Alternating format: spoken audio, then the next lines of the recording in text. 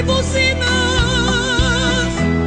Preparem o fôlego, pois quando o som da trombeta ecoar, com grande força todo o povo irá gritar, e desse muro não se restarão ruínas.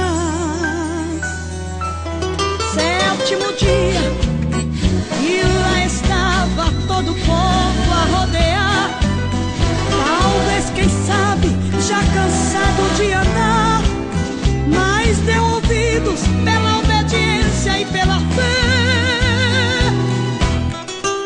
E no final, quando o som da buzina ecoou, com grande força todo o povo ali gritou, e a muralha não conseguiu ficar de pé.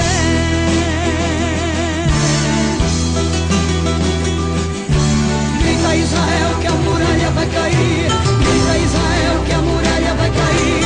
Grita, grita, grita Israel que a muralha vai cair, grita Israel que a muralha vai cair. Grita, grita, não tem muralha que resista se o povo obedece. Ela pode ser grande, pode ser forte, mas vai cair.